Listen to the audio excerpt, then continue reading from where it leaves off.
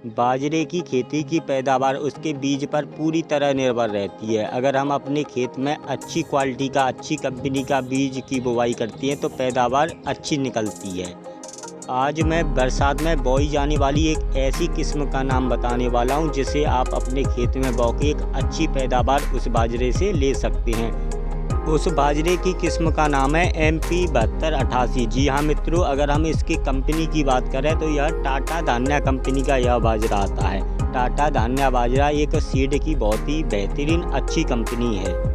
Tata धान्या MP 7288 की अगर हम बुवाई के समय की बात करें तो इसे आप 15 जून से पूरे जुलाई आप इसकी बुवाई कर सकते हैं।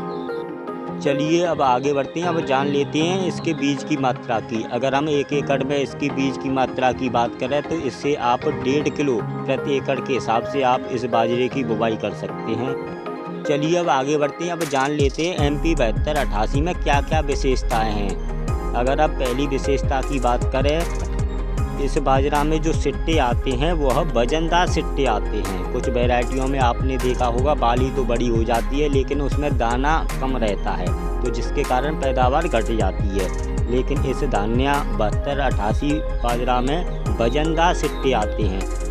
7288 बाजरा में कल्लों की संख्या अधिक रहती है। एक पौधे से अनेक फुटाव रहता है।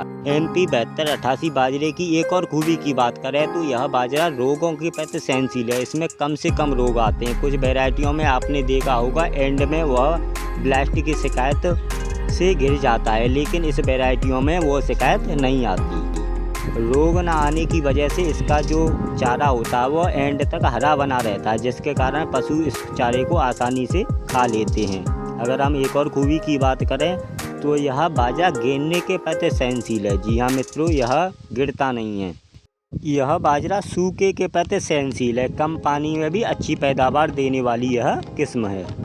बाजरे से अधिक उपज प्राप्त करने के लिए कुछ सुझाव हैं, आप इनको अपना सकते हैं। बाजरे की अधिक पैदावार लेने के लिए प्रति एकड़ कम से कम 1 लाख पौधों की ज़रूरत पड़ती है। ज़मीन को ध्यान में रखते हुए बीज दर 1.5 किलो प्रति एकड़ रखनी चाहिए। बुवाई के 20 से 25 दिन के अंदर ज़रूरत से अधिक पौधों को निकाल देना चाहिए। बाजरे की खेती में लाइन से लाइन की दूरी 40 सेंटीमीटर होनी चाहिए और पौधे से पौधे की दूरी 10 सेंटीमीटर होनी चाहिए। बाजरा का खेत तैयार करते समय कम से कम 3 से 4 ट्रॉली प्रति एकड़ सड़ी हुई गोबर की खाद डालनी चाहिए। अगर हम फर्टिलाइज़र की बात करें तो बुवाई के समय आपको यूरिया 18 किलो प्रति एकड़ के हिसाब से, DAP 35 किलो प्रति एकड़ के हिसाब से और पोटास 20 किलो प्रति एकड़ के हिसाब से देनी चाहिए। बुवाई के 30 से 50 दिन पर 50 किलो प्रति एकड़ के हिसाब से आप बाजरा की फसल में यूरिया दे सकते हैं। DAP और पोटास की ज़रूरत नहीं पड़ती है। बाजरे की खेती में बुवाई के 30 से 35 दिन बाद एक नराई गुड़ाई कर देनी चाहिए। बाजरे में 2 सिंचाई करना बहुत ही ज़रूरी होता है। पहली सिंचाई कल्ले फूटने की अवस्था में और दूसरी सिंचाई दाना में दूध पड़ने की अवस्था पर। किसान भाइयों, जो मैंने सुझाव बताए हैं अगर आप उनको अपनाकर बाजरा की खेती करते हैं तो आपको निश्चित ही पैदावार में बढ़ोतरी मिलेगी।